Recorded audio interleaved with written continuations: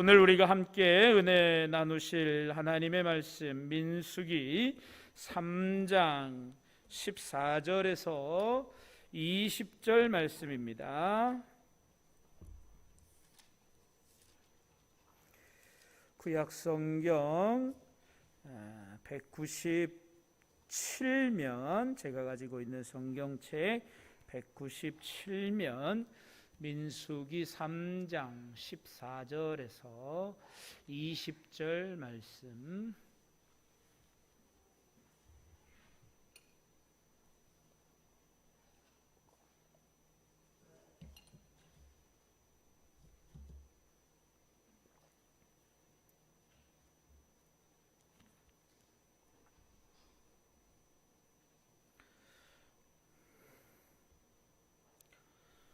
다 찾으셨나요? 찾으셨으면 함께 읽겠습니다. 여호와께서 시내 광야에서 모세에게 말씀하여 이르시되 레위 자손을 그들의 조상의 가문과 종족을 따라 계수하되 1개월 이상 된 남자를 다 계수하라. 모세가 여호와의 말씀을 따라 그 명령하신 대로 계수하니라. 레위의 아들들의 이름은 이러하니 게르손과 고핫과 무라리요. 게르손의 아들들의 이름은 그들의 종족대로 이러하니 림니와 시므이요. 고핫의 아들들은 그들의 종족대로 이러하니 아므람과 이스할과 헤브론과 우시엘이요. 무라리의 아들들은 그들의 종족대로 말리와 무시이니 이는 그의 종족대로 된 레위인의 조상의 가문들이니라. 아멘. 할렐루야. 오늘도 이 저녁 주의 전에 오르신 여러분들 가운데 하나님의 크신 은혜가 함께 하시기를 주님의 이름으로 간절히 축원합니다. 오늘도 꽤 더우셨죠?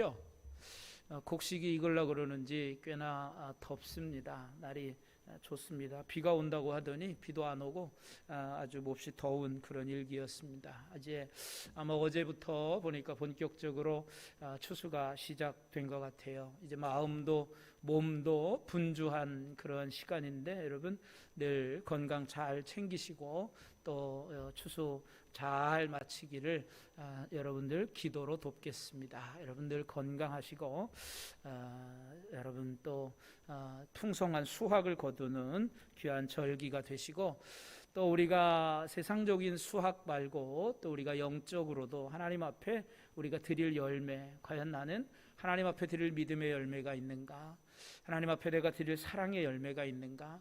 2021년 참 코로나19로 인해서 우리가 과연 하나님 앞에 내가 무엇을 하며 살았는가, 과연 하나님 보시기에 지난 한 해의 삶이 정말 기뻐하시는 삶인가 라고 하는 것들을 우리가 돌아보면서 영적인 열매도 함께 맺어갈 수 있는 우리 모든 성도들이 되기를 주님의 이름으로 다시 한번 축원을 드립니다. 자, 오늘 우리가 이제 계속해서 민수기서의 말씀을 봅니다. 민수기서는 이제 영어로 말하면 이제 넘버스라고 해서 숫자를 말하는 거죠. 그래서 이제 인구 조사를 실시하는 거죠. 그래서 이제 그 시내산 밑에서 모세에게 하나님께서 말씀하시고 이제 모든 지파를 계수하도록 그렇게 말씀하셨습니다. 레위기에도 마찬가지지만 이 민수기에서도 여호와께서 모세에게 말씀하시되 또 말씀하셨다, 그리고 그가 명령한 대로 행하였다. 이 반복적인 구조가 1장에서부터 10장까지 계속 이어진다고 말씀드렸어요. 오늘 본문 이 민수기 3장에서도 여호와께서 모세에게 말씀하셨고 또한 모세에게 말씀하신 대로 그 명령대로 다 준행하는 그러한 일들이 그러한 계속 이제 반복되어지고 있습니다. 그러나 이제 1장에서는 이스라엘 민족들을 이제 계수하는데 20세 이상의 남자들, 즉 전쟁에 나갈 수 있는 20세 이상의 남자들을 계수하도록 했습니다.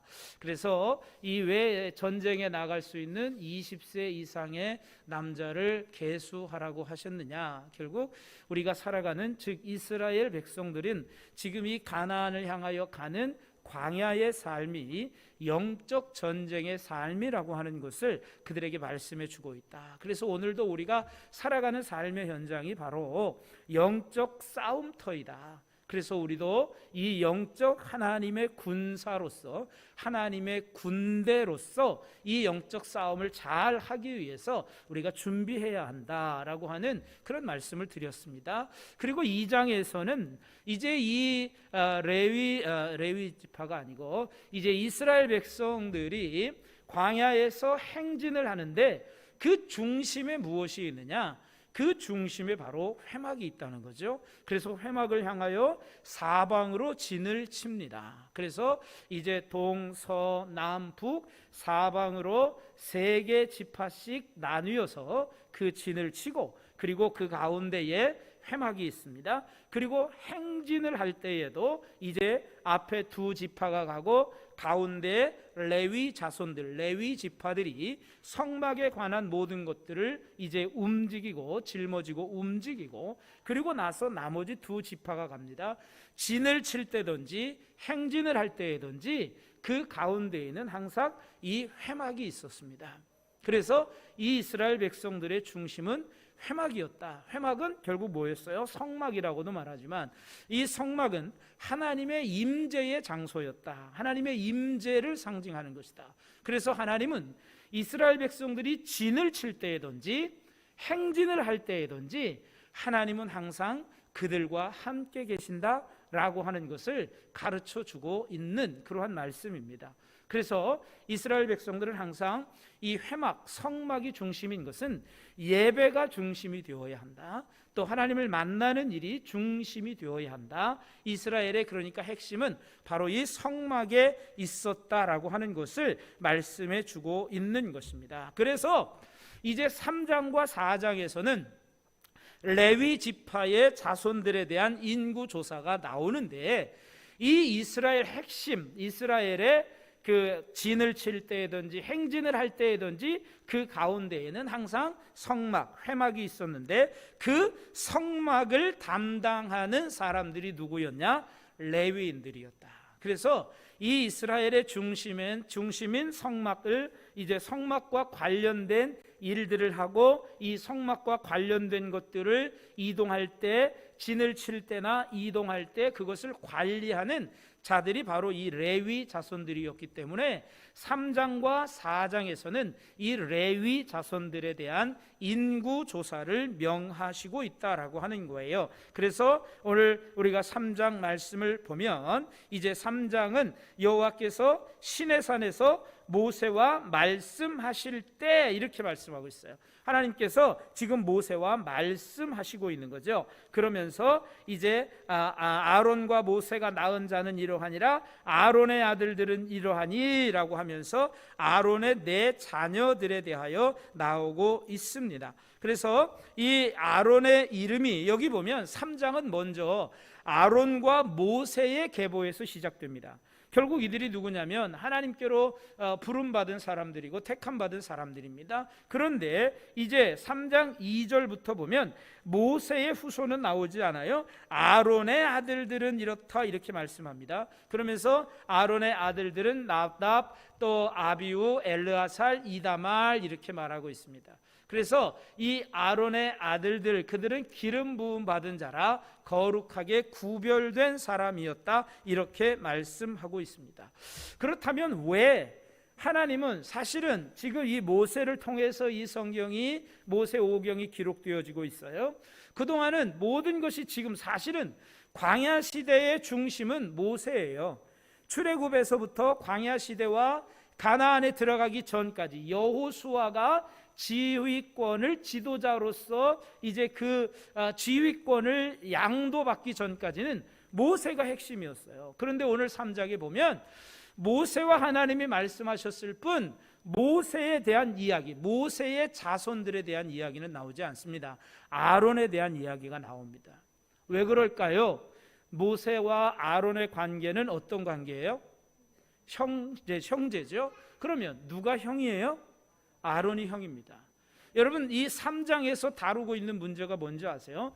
레위 지파를, 레위 자손을 인구 조사할 때에 11절부터 보면 11절부터 보면 1개월 이상 된 남자를 이제 계수하는데 그 14절에 보면 그렇게 되어 있고요.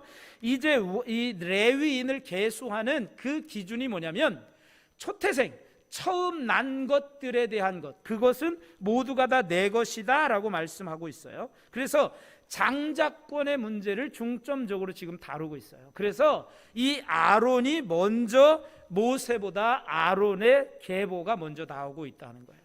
그러면서 3절 4절에 보면 나답과 아비후에 대한 이야기가 나와요. 나답과 아비후는 죽었어요. 나답과 아비후는 그가 이제 다른 불을 들임으로 인하여 죽었다라고 4절에 표현하고 있어요. 그래서 자식이 없었어요.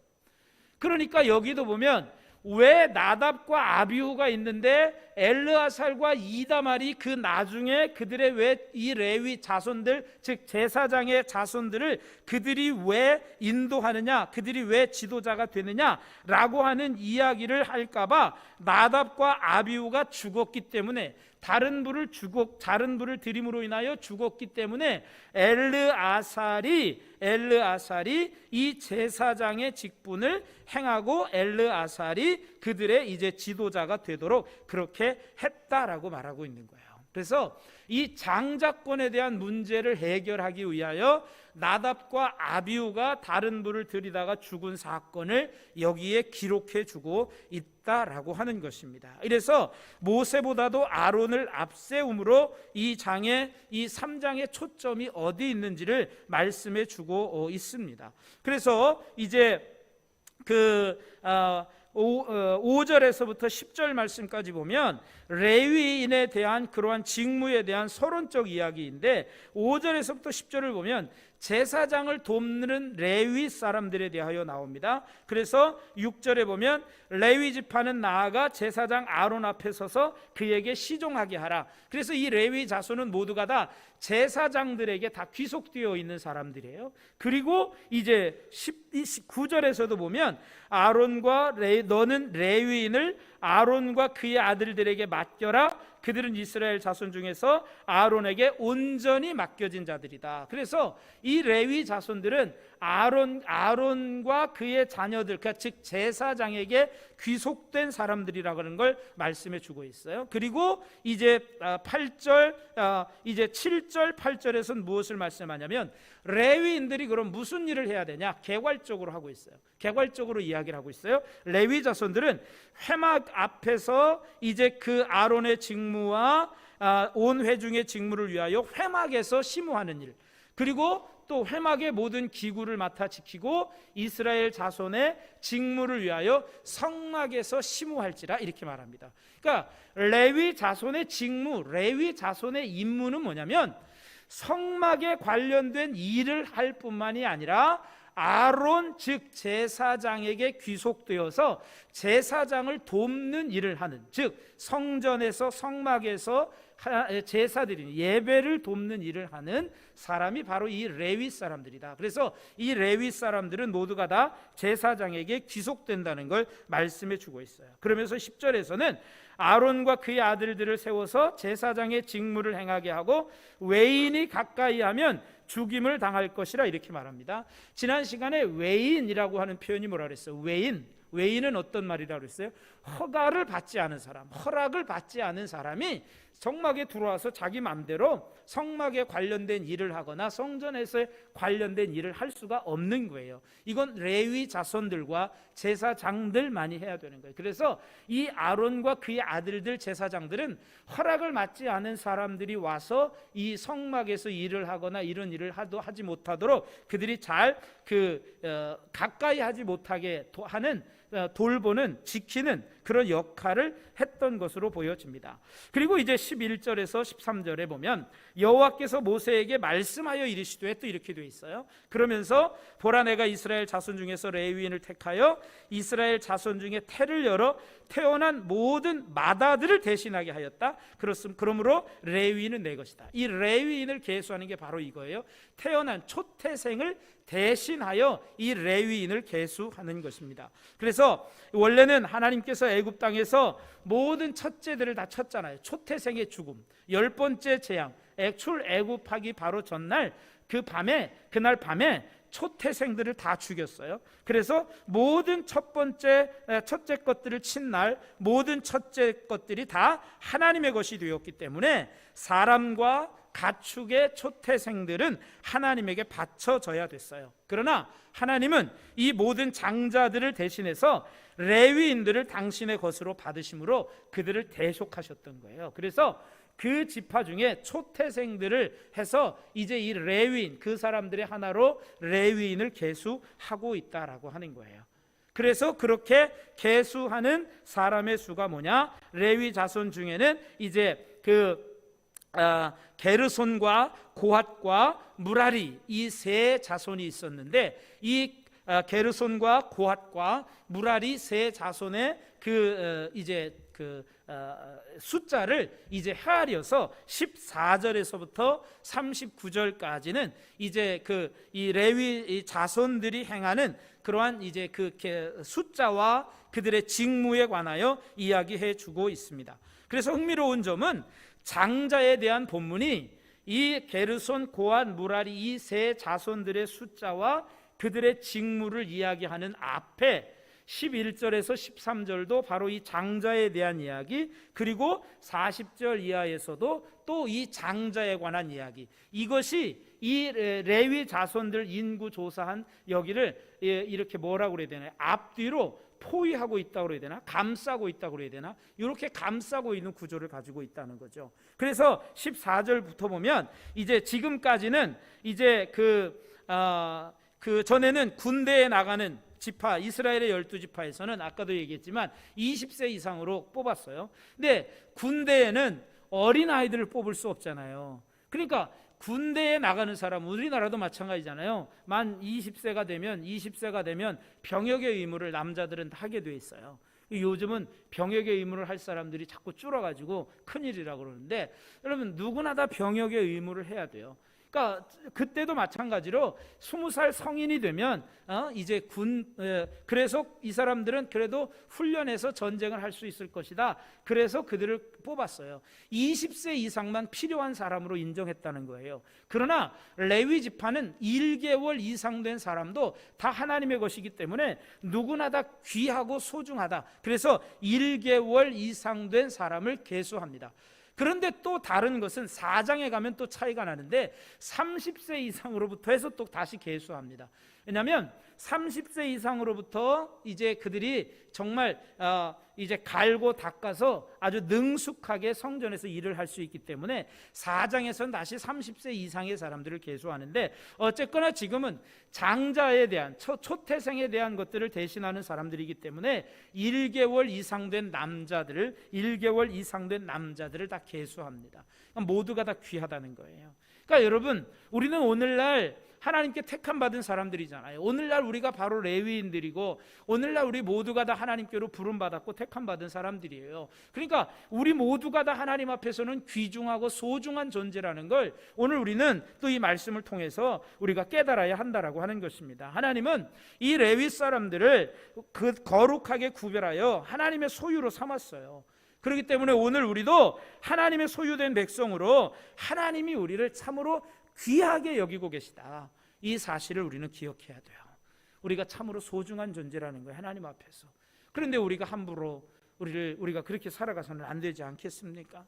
우리는 하나님 앞에서 소중한 존재, 나는 하나님 앞에서 소중한 존재다 라고 하는 사실을 기억하시고, 여러분 내가 그러면 하나님 앞에 소중한 존재로서 어떻게 살아가야 하느냐, 이걸 여러분 생각하시기 바랍니다. 자, 그러면서 이제 게르손 자손부터 시작해서 그들을 이제 계수하는 말씀이 이제 18절 이하부터 나오는데, 게르손의 아들들의 이름은 뭐 이러하다 이렇게 이제 말하고 있고, 고핫의 아들들, 무라리의 아들들 뭐 이렇게 쭉 이야기하고 있습니다. 그러면서 이제 게르손 자손들, 게르손 종족들 1개월에 22절에 보면 계수된 자 곧 1개월 이상 된 남자의 수요의 합계는 7,500명이다 이렇게 말합니다. 게르손 자손의 수는 7,500명이었고 이들은 어디에 진을 치느냐면 성막 뒤 곧 서쪽에 진을 쳤습니다. 그리고 이들의 지휘관은 누가 되냐면 엘리아살이 됩니다. 그러니까 서쪽에 진을 쳐서 뒤쪽에, 이들은 이제 그다음 이제 성막 뒤쪽에 이제 따라가는 거예요. 성막 뒤쪽에. 성막도 앞 뒤가 다 있을 거 아니에요, 그죠? 진행하다 보면. 그래서 그들은 이제 뒤쪽에 진을 칩니다. 여러분 여기서 재밌는 거 하나 좀 여러분 발견해 보세요. 이 숫자들을 잘 보세요. 자, 게르손 자손은 7,500명이었어요. 자, 그리고 그들이 맡은 일이 뭡니까? 이제 그 성막과 성막의 덮개, 그리고 회막의 문에 치는 휘장, 그리고 회막 뜰에 울타리에 치는 휘장, 성막과 제단 사방에 있는 뜰에 문에 치는 휘장, 그리고 그 모든 것에 쓰여지는 줄을 맡아서 관리했습니다. 그러니까 그들은 주로 성막 덮개와 천과 휘장에 관한 것들을 담당했어요. 그래서 그들은 그걸 이제 뭐 짊어지고 가고, 또 이제 진을 칠 때는 그걸 일사불란하게 와서 그렇게 해야 돼요.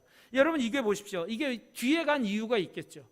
뒤에 간 이유가 있잖아요. 이 성막의 덮개는 언제 덮어야 돼요? 기둥들이 세워지고 뭔가 기초가 세워지고 다 세워진 다음에 덮개를 덮어서 마무리해야 되잖아요. 그리고 울타리를 치고 거기에 줄을 당겨서 잡아서 매고 해야 되잖아요. 그러니까 이 사람들이 뒤에 간 이유가 다 있는 거예요. 그래서 이런 휘장과 천과 뭐 이제 울타리 뭐 이런 것들을 갖고 갑니다. 자, 그 다음에 고핫 자손이 나와요. 고핫 자손은 몇 명일까요? 고핫 자손은 8,600명이다. 28절에 보면 계수된 자로 8,600명인데 이들은 성소를 맡았다 이렇게 말하고 있어요. 그리고 그들은 어디에 진을 치냐면 성막 남쪽에 진을 칩니다. 그리고 그들의 지휘관은 엘리사반이 됩니다. 자, 엘리사반이 됩니다. 그래서 이제 31절에 또 보면 그들이 맡을 것은 증거궤, 상과 등잔대, 제단들, 성소에서 봉사하는 데 쓰는 기구들, 휘장과 그것에 쓰는 모든 것, 이것들을 이제 담당을 하게 됩니다. 그리고 또 성소를 이제 제사장 아론의 아들 엘르아살은 레위인의 지휘관들의 어른이 되고 또 성소를 맡을 자를 통할할 것이다 이렇게 말씀하고 있어요. 이들은 주로 이제 뭐 궤나 뭐 이런 중요한 것들을 그 안에 들어가는 것들을 그들이 담당을 하게 됩니다. 즉 성막 봉사에 쓰여지는 기구들, 이런 것들을 담당하게 됩니다. 자, 그러면 이제 누가 나왔어요? 누가 남았어요?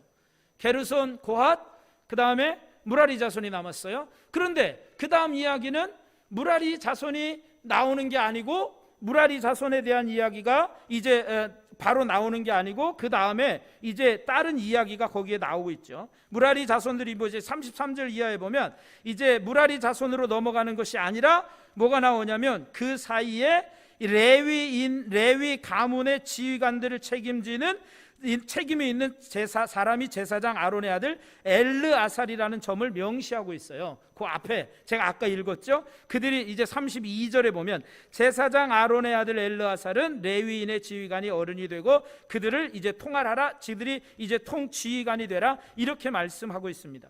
왜 이 모세는 무라리 자손을 이야기하기 전에 아니 그냥 순서대로 게르손, 고핫, 무라리 다 이야기하고 나서 이 이야기를 해도 되는데 왜 여기에 단 한 절을 할애해서 왜 여기에 이 이야기를 끼워 넣었을까라고 하는 것입니다. 왜 끼워 넣었을까요? 이에 대해서는 고핫 자손들이 성막의 기물들 중 책임져야 할 것들이 주로 지성소와 성소에 관한 것들이라 특별히 더 중요성을 띄었고, 또한 이것들은 운반에 관한 사항을 제외하고는 온전히 제사장들에게만 접근이 허용된 거예요. 그렇잖아요. 성소 안에 있는 건 제사장만 들어갈 수 있잖아요. 뜰에는 누구든 들어갈 수 있어요. 뜰에는 제사하는 오른 사람도 이 회막의 뜰 안에는 들어가요. 그런데 성소 안에 있는 것들이에요. 이게 지금 증거궤라든지 뭐 이런 건 이제 지성소에 있고 그 앞에 있는 뭐 떡상이라든지 등잔대라든지 이런 건 여러분 성소 안에 있단 말이에요. 성소는 제사장만이 들어갈 수 있어요. 그러니까 그것이 중요했기 때문에 이 제사장들에게만 허용되었기 때문에 고핫 자손 본문에 고핫 자손을 이야기한 다음에 여기에 바로 이 제사장 아론의 아들 제사장 엘르아살에 대한 이야기를 거기에 넣었다고 보고 있는 거예요. 그리고 나서 이제 마지막으로 33절 이하에 보면 무라리에 대한 이야기가 나옵니다. 무라리의 자손의 수는 모두 몇 명일까요? 6,200명입니다. 이들은 이제 어디에 진을 치는고 하니 북쪽에 진을 칩니다. 그리고 그들의 지휘관은 수르엘이 됩니다. 그들의 임무는 성막의 널판들, 그리고 그 가로대들, 그 다음에 기둥들, 받침들, 그 다음에 관련 물품들, 뜰 둘레의 기둥들, 그 받침들, 말뚝들, 그 줄들을 맡고 갑니다. 그래서 기둥을 세우고 한 다음에 그 다음에 그 안에 이제 다 순서대로 여러분 보십시오. 맨 나중에 나오는 이 무라리 자손부터 울타리를 치고 그 다 고정시키고, 그리고 나서 고핫 자손이 가지고 온 성소에 것들을 넣고, 이제 게르손 자손이 가지고 간 성막의 덮개들, 휘장들을 쳐서 다 이제 분별하는, 이렇게 되는 거죠. 이렇게 되는 거예요. 자, 그렇게 하고 이제 나갑니다. 자, 여기서 재밌는 거, 여러분 지금까지 도합 사람이 몇 명일까요? 7,500명, 8,600명, 그 다음에 6,200명, 더합 몇 명입니까? 숫자가 빠른 분들, 암산이 빠르신 분들 모두 몇 명입니까? 22,000명? 22,000명. 22,000명 맞아요? 아닌 것 같은데. 7,500, 8,600, 그 다음에 6,200 모두 몇 명이에요? 네? 모두 몇 명이에요? 7,500, 8,600 하면 뒷자리만 생각해도 돼요. 5 더하기 6은 얼마? 10일이에요. 그 다음에 11 더하기 62 하면 뒤가 몇 명이에요? 300이에요. 그럼 몇 명이에요? 22,300명입니다. 그런데 성경은 모두 몇 명이라고 이야기할까요? 성경은 모두 몇 명이라고 이야기해요? 39절에 보면 22,000명이라고 기록하고 있습니다. 22,000명이에요. 이상하지 않아요? 실제적인 수는 합치면 22,300명인데 성경은 22,000명이라고 기록하고 있어요. 그럼 이게 도대체 어떻게 된 건가? 성경이 잘못된 걸까? 물론 성경에 이제 표준 성경이 이제 기록되기 전에 아마 그런 뭐 사본들이, 그때는 다 사람이 옮겨 적었으니까 뭐 오류도 있을 수 있어요. 네, 여기서 이 문제에 대한 해결책으로 보는 건 가장 흔하게 제시되는 게 뭐냐면 결국 이게 고핫 자손이에요. 고핫 자손이 지금 성경은 8,600명이라고 되어 있는데 원래는 8,300명이었을 거라는 거예요. 그래서 상당한 고대의 사본상의 오류가 발생하고 그 오류가 보존되었다는 거예요. 그러니까 한번 잘못 기록된 게 그렇게 기록되었다는 거죠. 즉 원래의 숫자였을 8,300에 이 300에 해당되는 숫자는 히브리어로 샬롯시인데 여기에서 두 번째 자음인 이 샬롯시에서 로의 기능을 하는 히브리어 라메드라고 하는 이게 빠졌던 거예요. 그러면 샬롯시가 아니라 이 라메드가 탈락이 되고 나머지 두 자음이 합쳐져서 그 두 자음이 6을 뜻하는 쉐시로 인식되었다는 거예요. 그래서 이것이 이후의 사본들에 계속 남게 되었다. 이것이 성서학자들의 주된 이야기입니다. 물론 틀린 숫자가 표준 사본이 확립되기 전까지 계속 살아남을 수 있다는 것 자체도 의문이기는 하지만 어찌되었든 이게 그나마 그래도 이렇게 이해하도록 제시하고 있는 방법이 가장 간명한, 또 가장 개연성이 있는 그런 설명이라 이렇게 신학자들은 이야기를 합니다. 그렇잖아요. 우리가 그냥 숫자가 뭐 계산 안 해보고 하니까 22,000명이라 이렇게 나오는데, 또 재밌는 건 그 나중에 보면 22,273명이라는 말이 또 나와요. 22,273명. 그러니까 여기도 레위인들이 그 43절에 보면 1개월 이상으로 계수된 처음 태어난 남자의 총계는 22,273명이었더라 이렇게 나와요. 여기도 지금 273명이 오바가 돼요. 오바가 돼요. 자, 여기도 보면 이들에 대한, 그래서 여기도 22,000명을 초과한 272명에 대한 처리를 다루고 있는데, 이들에 대해서는 그들을 대속해 줄 레위인이 존재하지 않았기 때문에 지금 초태생이, 그러니까 1개월 이상으로 계수된 처음 태어난 남자의 총수가 장자에 대한, 그러니까 아까 11절에서 13절에 이야기했던 처음 난 장자들을 계수해 보니까 22,273명이라는 거죠. 그러니까 이들을 22,000에 맞추려면 어떻게 해야 돼요? 273명에 대한 레위인이 존재하지 않기 때문에, 초과한 레위인이 존재하지 않기 때문에 이들을 위한 속전을 받아야 돼요. 속전을 받아야 돼요. 그래서 한 사람당 속전으로 레위기에 보면 5세겔씩 성소의 세겔로 받게 되어져 있어요. 그런데 이 오세겔은 레위기 27장에 보면 그 서원을 할 때, 서원을 물을 때의 이야기가 나왔잖아요. 서원을 물을 때에 1개월부터 5세 사이의 남자아이를 하나님께 드리기로 서원했다가 물으는 경우 그 아이를 물으는 값이 5세겔이었습니다. 당시 노동자의 한 달 임금이 채 1세겔도 안 됐다고 하니까 이 5세겔이라고 하면 상당히 큰 액수였던 것을 우리가 알 수 있다는 거죠. 그래서 이제 이 모세와 아론 그리고 이제 그의 아들들이 또 이 게르손, 고앗, 무라리 자손들이 성막에서 이제 그 진영에 맞춰서 가게 되고요. 그 다음에 우리가 이제 잠깐 아까 숫자 얘기하면서 넘어갔는데 38절 39절에 보면 그러면 성막 앞 동쪽 맨 앞에는 누가 서느냐? 동쪽에는 모세와 아론과 아론의 아들들이 진을 치고 이스라엘 자손의 직무를 위하여 성소의 직무를 수행할 것이고 외인이 가까이 하면 죽을 것이다, 이렇게 말하고 있습니다. 그래서 이제 모세와 또 아론과 그의 아들들이 성막의 앞쪽에서 나아가게 됩니다. 이들은 가장 우선시 되는 사람들이었기 때문에 그들이 맨 앞에서 행진하도록 그렇게 되어져 있다라고 하는 거죠. 그리고 이제 3장의 끝을 장식하고 있는 40절에서 51절 말씀까지도 보면 하나님께서 또 여기도 보면 모세에게 이르시되 라고부터 시작해서 이제 51절에 여호와께서 모세에게 명령하심과 같았다, 이런 표현을 쓰고 있어요. 그러니까 명령하심에 순종했다라고 하는 것이죠. 순종했다라고 하는 것입니다. 그래서 이제 오늘 그 아까 속전 얘기하다 또 말았는데 이 속전으로 49절에서 50절 보면 속전으로 받은 돈이 1365세겔이라 이렇게 말씀하고 있어요. 그러니까 이들 나머지 273명에 대한 속전으로 받은 것이 그렇게 된다라고 하는 것이죠. 1365세겔 그렇게 받았어요. 그리고 이들은 이제 민수기의 구조처럼 말씀하시되 순종하였다, 모세에게 명령하시고 순종하였다, 이런 구조를 가지고 있고 51절 마지막에서 바로 그렇게 말합니다. 여호와께서 모세에게 명령하심과 같았느니라, 이렇게 말씀하고 있어요. 하나님의 명령을 충실히 지금 이행하고 있다는 것이죠. 지금까지 우리는 이 3장에서 제사장과 레위인들의 그 역할과 위치를 우리가 살펴보았어요. 이와 같이 제사장들을 비롯한 레위 지파들은 각 동서남북 각자의 내 구역으로 나뉘어서 각자에게 맡겨진 일들을 담당했어요.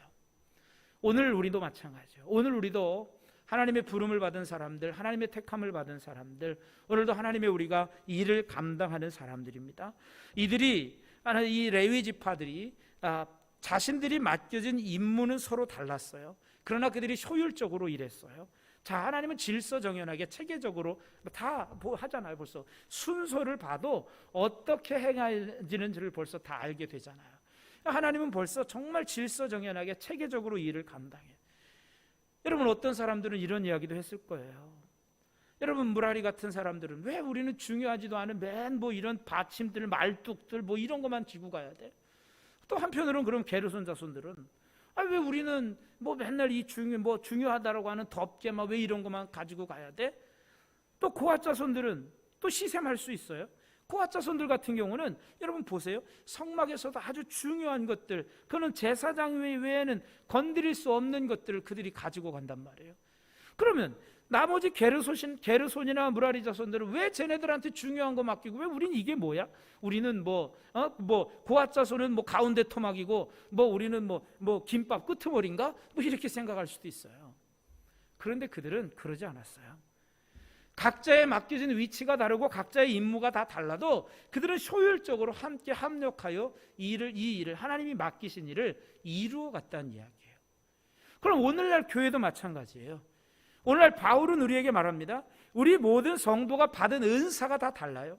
주님이 우리에게 맡겨주신 일들도 다 달라요. 그러나 이것은 우리가 저 사람에게는 더 많은 은사를 주고 나에게는 작은 은사를 주고, 여러분 이건 시샘할 필요도 없고요, 질투할 필요도 없는 거예요. 하나님은 다 나에게 맞게 은사를 주신 거예요. 그러면 우리가 해야 될 일은 뭡니까? 내게 맡겨주신 은사와 달란트를 따라서 함께 합력하여 선을 이루며 함께 합력하여 주님의 몸된 교회를 이루어 가는데 한 마음 한 뜻이 되어야 된다는 걸 우리에게 말씀해 주고 있는 거예요. 그래야 교회가 든든히 서가는 거예요. 이스라엘 공동체도 마찬가지예요. 여러분 여기서 하나라도 뭐 질투하고 난 못 가겠어, 왜 우린 이거 해야 돼, 이렇게 했다면 여러분 이건 완전 오합지졸인 거죠. 그러나 그들은 각자의 맡겨진 일에 최선을 다했고 그들이 다 자신들에게 주어진 일을 잘 감당해 갔다는 거예요. 오늘 우리도 마찬가지예요. 오늘도 우리에게 주어진 일들이 있어요. 오늘도 우리에게 하나님께서 내게 맡기시는 일들이 있어요.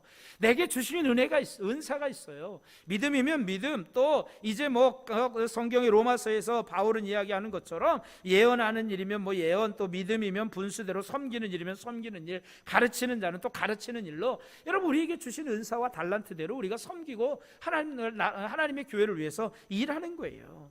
하나님이 이처럼 우리에게 은사를 주셨어요. 하나님이 나에게 주신 것, 내가 남보다 더 가지고 있는 것들을 사명으로 알고 또 그것이 재능이거나 물질이거나 건강이거나 시간이거나 무엇이든 간에 우리는 하나님을 위해서 기쁘게 사용하고 서로 합력하여 하나 됨으로써 주님의 몸된 교회를 아름답게 세워나가고 온전한 한 몸을 이루어 나가는 그런 일을 우리가 감당해야 돼요. 자, 하나님은 왜 그냥 지난번에도 말씀드렸던 것처럼 동서남북 왜 세 자손씩 나눠줬어요? 야, 니들 가고 싶은 대로 가서 그냥 알아서 해, 이렇게 하지 않고 하나님은 체계적이고 조직적으로 다 짜줬어요. 하나도 불평하지 않았어요. 맡겨진 자리 다 지켰어요. 여러분 에베소서 2장에도 마찬가지 말씀하셨잖아요. 우리가 다 한 지체예요. 서로 연결되어 하나가 되어 가는 거예요. 성전이 지어져 가는 거예요. 우리가 다 있어야 할 위치가 있는 거예요. 여러분 그런데 난 여기 있고 싶지 않아, 난 딴 데 갈 거야, 여러분 내 자리를 이탈하면 성전은 무너지는 거예요. 여러분 우리 성도들이 오늘 저와 여러분이 다 각자의 위치가 다 있어요. 다 같을 수는 없어요. 각자의 은사가 다르고요, 다 달라요. 다 각자의 위치가 있어요. 우리는 내 위치를 지킬 줄 알아야 돼요. 첫째는 내가 그리스도인으로서 세상에서 그리스도인의 위치를 지켜야 돼요. 그리스도인으로서의 신분, 그 위치를 지켜야 돼요. 신분을 지켜가야 돼요. 그래야 우리가 하나님의 선한 일들을 감당할 수 있는 거예요. 교회에서는 나에게 맡겨진 일들이 있어요. 그 일들을 우리가 착실하게 감당해 가야 돼요. 그래야 교회가 든든하게 서가죠. 레위기도 마찬가지, 민수기도 마찬가지. 그 일을 하나님께서 다 다르지만 동서남북 사방에다 흩어져 있지만 회막을 중심으로 그들은 다 하나님을 바라보며 한 마음으로 나아가는 거예요. 교회도 마찬가지예요.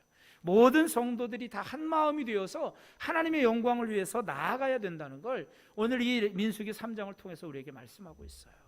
사랑하는 성도 여러분, 저와 여러분이 정말 함께 합심하고 합력해서 하나 되어서 주님의 몸된 교회를 아름답게 세워나갈 수 있는 저와 여러분 모두가 다 되기를 주님의 이름으로 간절히 축원합니다. 그래서 오늘 내가 교회를 위해서 할 일이 무엇일까?